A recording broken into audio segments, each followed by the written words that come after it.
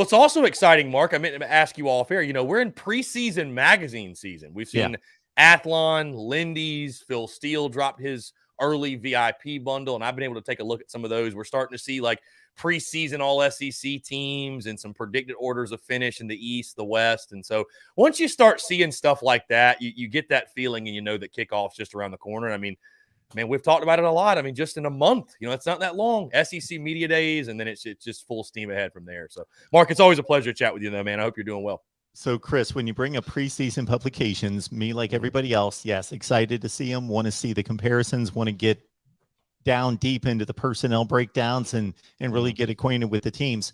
To show you where I'm located, the voice of college football, where we are located here in Connecticut, I've been to, I'll call them out, CVS, Walgreens, Walmart, Barnes and Noble, with like 6 or 7 magazine racks that are, 8 or 10 feet long on both sides. No college football magazines, none, anywhere, none. Nobody cares. And we're getting them like a day early here. I had buddies sending me pictures of the Athlon magazine like the day before it was actually supposed to hit newsstands. So, yeah, I mean, obviously you can't get your hands on it fast enough here. I will say the only thing I've got, the bone to pick I have with Athlon in the Columbia Publix, which is where I got mine. It's got a picture of Will Shipley, Clemson running back, on the cover. I'm like, you couldn't have at least sent the Gamecock cover to Columbia? But or they usually regionalize it and have a Clemson guy and a South Carolina guy. Yeah, this is like the national Athlon magazine, I guess. Or they were just lazy. I don't know. Either way, it is what it is. Well, Chris, getting to preseason prognostications of sorts, what also came out here in the last few days were the over-unders. And considering that South Carolina's got 3 games non-conference besides the Clemson game that seem like they're practically automatic wins, sitting at 5.5 for the win total for South Carolina out of Vegas seems a bit slim. Yeah, I tell you what, man. I mean, I don't want to say it's free money, but I will tell you that I would be willing to tell you to bet everything you can afford to lose on that over. And, next month when I start talking my predictions, I will drop my best case and my worst case. And these are realistic best case and worst case scenarios, right? It's not like best case is you go 12-0, but my realistic best case and worst case. And it's just barring major injuries at key positions, it's so hard for me to see this team missing a bowl game. I would almost turn the question, though, Mark, on to you, because when I see that number, it almost kind of reminds me of the number last year when the number was 3.5. I thought that was totally disrespectful. I understand it was Shamer's first year and the roster was in a really interesting place. And, of course, the quarterback position, what happened. But what that 3.5 number told me is that Vegas expected South Carolina to lose to either East Carolina or Troy. Because to me, that was the only way they were going to win less than 4 games, right? So when I look at like a 5.5 number, and then I see the line for week 1 against Georgia State come out at 11. Mark, I want to ask you to flip it on you from the national perspective. Do you see South going to possibly being on upset alert week 1 against Georgia State? Because to me, the only way Carolina goes 5-7 is if you lose a game like to a Georgia State, or you get upset by a Vanderbilt, or you inexplicably maybe lose to Mizzou at home. I think even if you lost that one, you could still go 6-6. But again, I'll turn it back on you, because I was surprised to see that number came out about a couple of weeks ago or so. The Gamecocks favored by just 11. We had Sean Elliott on my airwaves, and obviously he's beloved by Gamecock fans. And I think that's a game, of course, we all expect to win, but that 11 number is interesting. That's much lower than I thought it would come out. Well, Georgia State went to Auburn. That was just last year. They went to Auburn. Lost by 10. They lost by 10. I remember watching other games. Of course, Auburn, Georgia State was not on my radar. I'm watching like 12 other games at the same time, but I'm looking at that score, and I remember diving in on that one, and then I actually watched the extended highlights to see actually what happened, and it was closer than that. Georgia State had opportunities to pull off an upset. They were in the lead almost that entire game, and Auburn, I think, converted some 4th and whatever, and they did turn the they game. Did. But yeah, Georgia State was in control of that ball game. Yes, they also had a lead maybe with 5 or 6 minutes left in the game, and somebody dropped a screen pass that would have gone like 50 yards for them. So anyway, not rehashing all of that.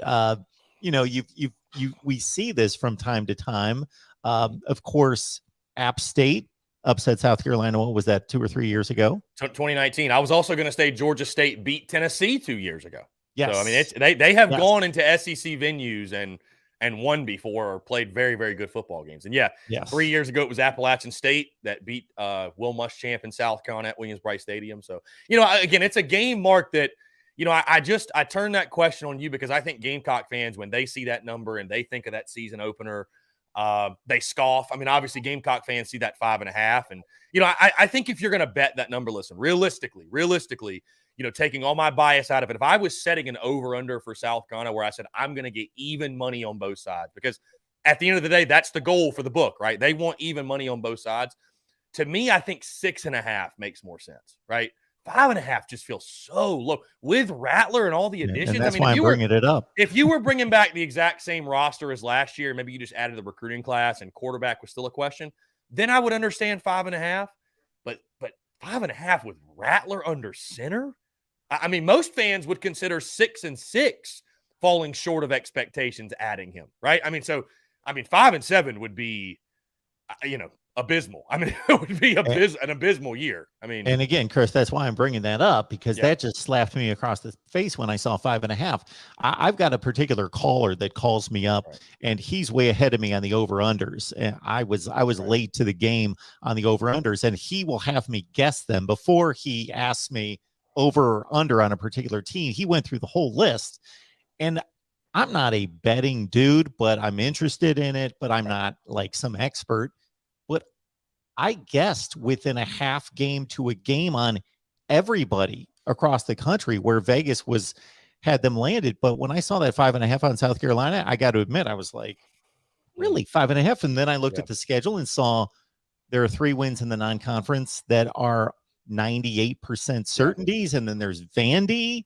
And that's what I was going to say, Mark, is that to play devil's advocate, though, you go through the schedule. You're favored against Georgia State. You'll be a dog against Arkansas and Georgia. You're favored against Charlotte, favored against SC State. You're going to be a dog at Kentucky. You'll be a dog to A&M.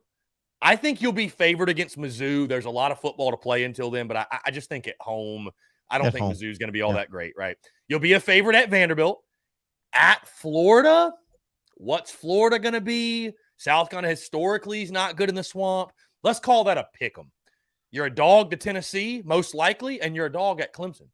So, I mean, realistically, you're only a favorite in 5 games, maybe 6. And I think best case scenario 6. So when you look at it from that side of things, then I'm like, well, okay, I guess I see why they put it at 5.5. But it's still like, if you're betting that, I don't know how you can bet the under. It's either a bet the over or don't play it. Chris, I will go with the adage that gets thrown out from time to time that if you see a number with Vegas that seems like an obvious selection, beware. Right. And beware, if you see the public all on one side, fade it. But I will say there are at times, over under win totals that I think you can really take advantage of. But, again, even looking at last year, 3.5 was another one where it's like, this feels like a slap in the face. South Carolina's got enough talent to go win at minimum 4 games. And they went 7-6. But when you look at their season last year, how close was Carolina to going 4-8? Could have lost to East Carolina, beat them on a last-second field goal, beat Troy by single digits, should have lost to Vandy. And if you lose to Vandy, I don't think you beat Florida and Auburn. I just think you're so down and out mentally. So, things broke for Carolina the right way, but, it could have gone south. It could have gone sideways. You could have gone 4-8. You could have been flirting with that 3.5 number. So, hey, listen, they don't build those mansions out in the desert off winners' money. You know what I mean? They know what they're doing. The Sharps, they know what they're doing. But I can tell you this: it's hard for me. Like I said, it's really hard for me to fathom South Carolina going 5-7. That's really tough for me to wrap my head around. So, Chris, we talk about 5.5 as an over/under. Let's talk about what could be key in reaching that number and getting well past it. Let's go with the offense. So, it doesn't have to be a unit necessarily, but what about the offense could we even term maybe whether it's a concern, an X factor, a key for you when you look at the offense? Mark, it's got to be the offensive line, and I know people get so tired of hearing about that. Everybody wants to talk about the skill positions, and listen, you've upgraded at every single position. I mean, I think even at running back, losing Kevin Harris and Zaquandre White, you lose a lot of production in regards to your ball carriers, but you add Christian Beal-Smith from Wake Forest, who led a really potent Demon Deacons attack last year. Marshawn Lloyd returns. He's now 2 years off of his injury. You would think he's primed, the former 5-star recruit. He's primed to have his best year in Garnet and Black. You've got Lavassier Carroll, the transfer from Georgia. Oh, by the way, you've got Juju McDowell, who I think is the most underrated player on the offense. All he does is like average 10 yards per carry every time he touches it. Balled out in the bowl game against North Carolina. So I think you're going to be fine at running back. You'll be strong there once again. Wide receiver, you upgraded immensely. Again, Josh Van's a guy that doesn't get talked about enough. He's been a sort of overshadowed because you've added guys like Antoine Wells and Corey Rucker from the transfer portal, and then what Dakereon Joyner did in the bowl game. But, oh, by the way, Josh Van was one of the most explosive players on the outside in the SEC last year. You had Stogner at tight end. Of course, I didn't even mention Jaheim Bell, by the way, who may be the best player nobody's talking about in the SEC. But it all comes back to the offensive line. Mark, here's a crazy stat for you. South Carolina's offensive line last year, they produced just 6 100-yard rushing games in 13 tries a year ago. Also one of the league's worst at pass protection, allowing 31 sacks. And, of course, oh, by the way, you add Spencer Rattler under center. It all comes back to the offensive line, man. The Gamecocks return a lot of experience. All 5 of their guys have started. I think 4 of the 5 were your starting offensive line last year, and all 5 have started at some point. But as you know, Mark, what is experience if it's not good experience? Like, I'd rather have a talented 5-star player who has tons of upside with no experience than a guy who's been there for 4 years that's just proven to me he stinks. You know what I mean? Like experience, I think, is something that at times is overvalued in some ways. It's important, but it can be overvalued. But it's going to come down to the offensive line, and it's also going to come down to Marcus Satterfield, the Gamecocks offensive coordinator, because I will say this. While we look at the offensive line as a potential liability, I don't think you can use that as an excuse this year, Mark, because now going into the season, last year it was shocking how bad the offensive line played because in 2020, you paved the way for Kevin Harris, who led the SEC in rushing, and he had that great year on the ground. We expected the O-line to be a strength, and it wasn't.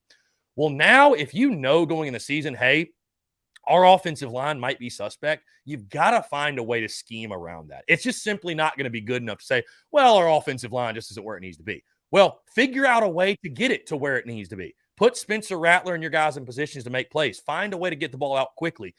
Find the run plays that work. You know what I mean? Don't ask your guys to do something they're not capable of doing. That was something last year that schematically, I talked to guys, former offensive linemen at South Carolina, they felt like it's too complex. They're asking the offensive linemen to do too much. So again, hey, as much as the game changes and we can talk about spread and up tempo and skill position players, it all comes down to the big uglies up front. That, to me, is the key to not just the offense, but for South Carolina's football season. If they're going to have the type of year they want, win 7, 8, God forbid, maybe more games, the offensive line is going to have to play immensely better than it did a year ago. I'll ask the same thing on the defensive side. Not to sound like a broken record, but I really think it comes back to line of scrimmage and stopping the run. Again, the Gamecocks were top 10 in the country nationally in pass defense. If you would have told me that before the season, Mark, I would have said you were crazy because you lost J.C. Horn, Israel Mukuamu, John Dixon, Jamie Robinson, guys that had transferred from a defense that was one of the worst in the country at pass defense. And it's really a testament to Clayton White, Torian Gray, what they did on that side, really transforming that aspect of the game for Carolina. Jalen Foster balls out at safety and has a big year. If it's not going to be run defense, because again, here's the thing, Brad Lawing, former Gamecocks defensive line coach, he told me, Chris, as a defensive coach, you never want to brag about pass defense. And you know why? Because all you're telling people is you can't stop the run. And you look at the numbers, South Carolina couldn't stop the run. Teams did not have to throw. So that's one of the reasons why the Gamecocks were so good at pass defense. If I'm not going to say just stopping the run, though, I think, Mark, my biggest question for this defense this season, because I think it's a testament, again, to Clayton White, and I love Clayton White. I think he's awesome, and I'm so glad he's a Gamecock. I'm so glad he's our DC. But everyone's just assuming, okay, defense is going to be elite. Once we fix the offense, we're winning 10 games. Defense will be elite. It's just a given, right?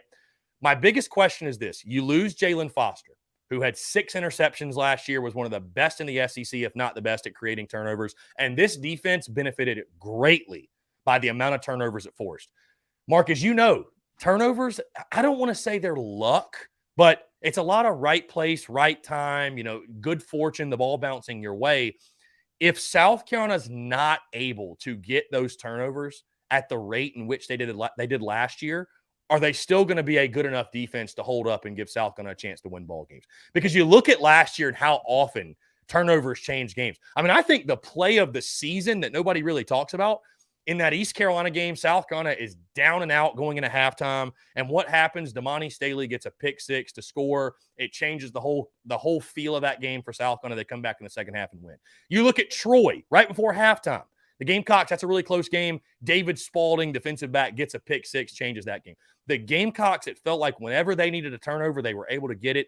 And I just wonder, you lose Foster, and I think there's still a lot of talented players in that defense, but losing Foster now, who's going to be that big play guy in the secondary? Who's going to be that big play guy on the defense that creates and gets those turnovers? Because, again, you depended on them a lot last year. You did.